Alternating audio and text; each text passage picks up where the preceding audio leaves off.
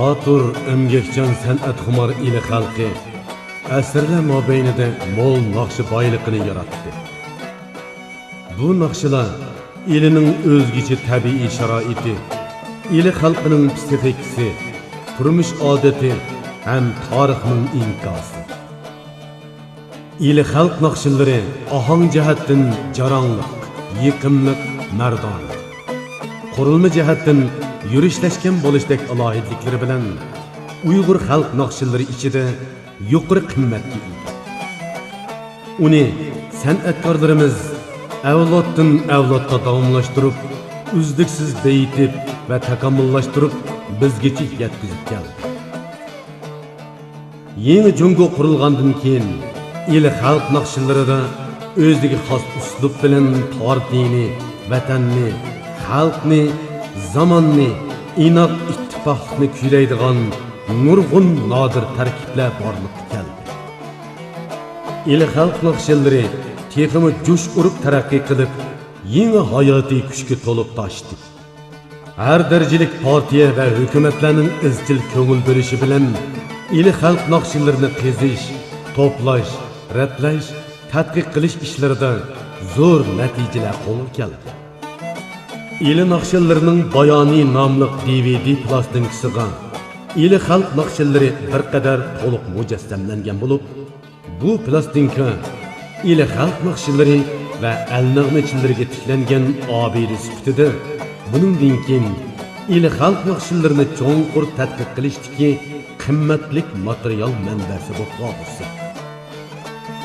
Partiya Markaziy komiteti sotsialistik inoq jamiyat barpo qilish, madaniyat ishlarini zo'r taraqqiy qildirish, zo'r gullantirishdek ulug' chaqiriqni o'ttirg'a qo'yib, har millat xalqining adabiyot san'at ishlarining taraqqiyotini texnik yaxshi fursatlarga ega qildi. Xalqimizning izil madaniyat meroslarini sistemli qezib, ratlab ham tadqiq qilib, avlodlarga sog'lom yetkazish bizning tarixiy burchimiz. Bu qimmatlik ma'naviy boyliqlar sotsialistik ma'naviy madaniyat barpo qilishda, xalqimizning ma'naviy turmushini beyitishda o'zining ijobiy rolini texmi yaxshi joriy qildirmoqda.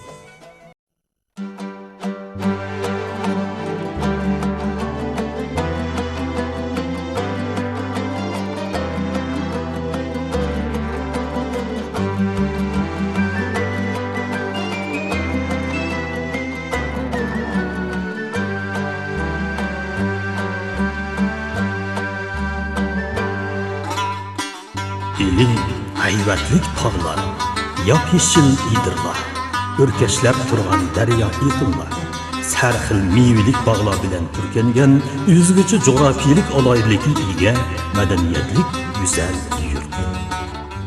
Uzak tarihi devirlerden beri, ata boğullarımız bu hasiyetlik zeminde yaşap, mol nakşı müzik medeniyetini yarattı. Bugünkü günde biz bu medeniyet mezmunumuzni beyitishga o'chmas töhfalarni qo'shgan Molla Gayit, Ahem, Karushan Ahunum, Abla Dumba, Hasan Tembür, Hüseyin Tembür, Cami Aka, Rozu Tembür, Roşilin Bey, Masum Tokun, Savutkan Bilik, Yezim Molla, Rozu Sabır, Cani Yoldaşov, Zükre Elbetta, Abdüvelid Carullah, Abliskan Mahmud, Kurban Ömer, Ablikim Abdullah, G'iyosiddin Barat qatorliq merhum ustozlarning hurmat bilan tilga olmay turolmaymiz. İli xalq naqshillarini ili Uyg'urlari o'zining uzoq tarixiy davrlardan buyangi hayot sarguzashtlari jarayonida yaratgan. Bu san'atga atrofdagi go'zal muhitning va bu yerda yashayotgan xalqlar xarakterining ro'shan tamg'isi bisilgan. İli xalqi o'z beshidan nurg'un kulfatlarni o'tkazib, talay tarixiy voqealarga shahid bo'lg'achqa, ajdodlarimiz bizga ashu ochiq o'tmishning badiiy kartinalaridan bo'lgan ko'plagan tarixiy naqshlarni miros qoldirib ketgan. Yillarning o'tishi bilan bu naqshlar ili xalq naqshilarining bir qismiga aylangan.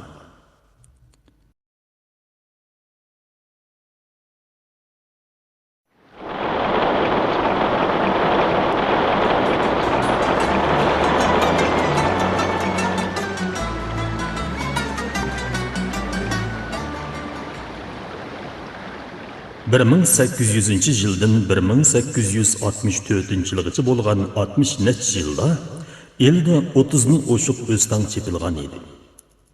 Bu o'stanglarni chepishning ig'ir mushaqqati asosan eldagi har millat dehqonlarining zimmasiga hashar bo'lib tushgan. Her yili minglab dehqonlar hasharga tutilib, o'stang amgiga haydaladi. Ana shu ig'ir hashar besimida tinolmay qolgan dehqonlar o'zlarining dardu piyonini o'stang naqshisi bilan izhor qiladi.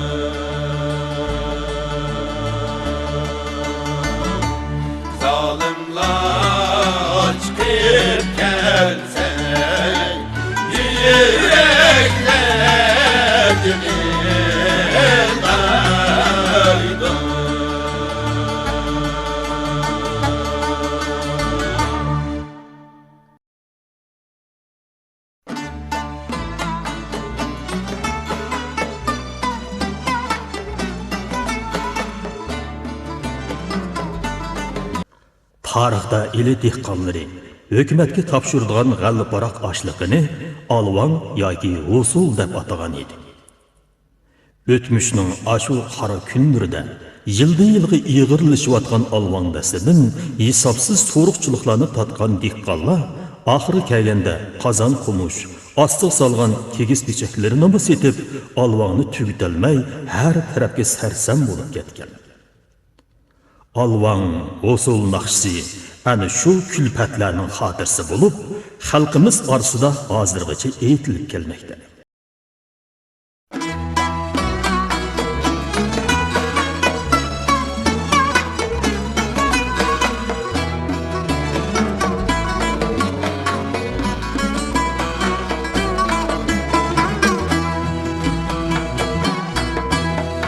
Alvang solum tola kuyay diyesemek işim yok ayar bu solunu koymisam tiriklikte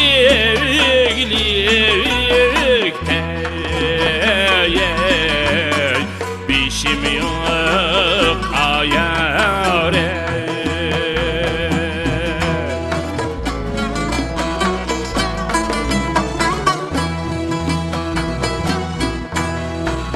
başımı yatar çağda sallarga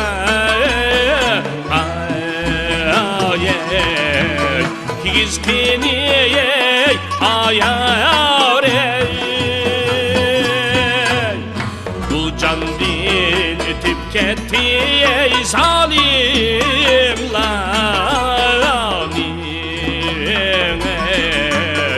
Kılgini ayar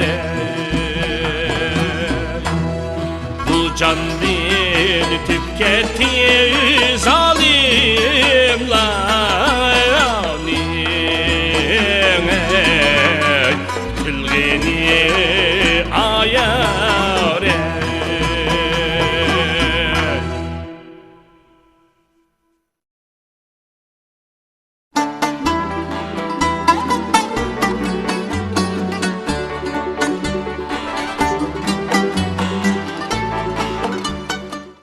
Tarixda elida cho'ng kichik bo'lib 10 qal'a silingan bo'lib, qal'alarning atrofi egiz sepillar bilan qo'rshalgan edi.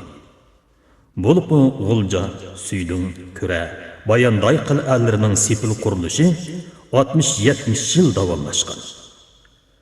Bu qal'alar bitkicha elidagi har millat dehqonlarining zimmasiga yer terib, o'stan chepib, g'alliparoq oshliqini topshirishdan boshqa yana sepil so'qishdek ig'ir amgakmu oshar bo'lib yuklangan. Sepil naqshisi ana shu tugumas kulfatlarning ochiq bayonidir.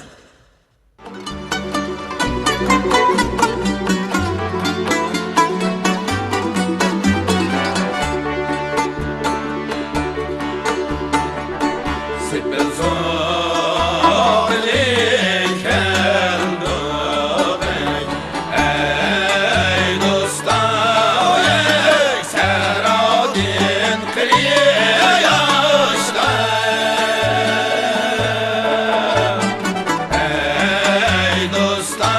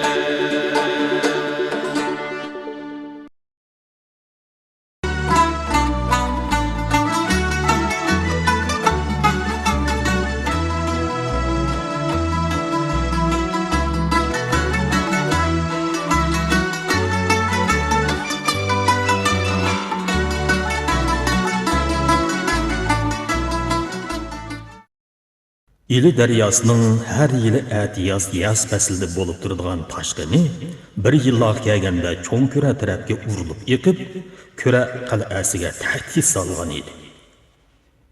1820 yildan boshlab cho'ng ko'rani toshqindan saqlashning jafoliq amgigi boshlanib ketdi. Mana bu tarixda xalqni jah to'yg'izgan Vanxulu alvini edi. Bu hasharga har yili minglab dehqonlar haydiladi.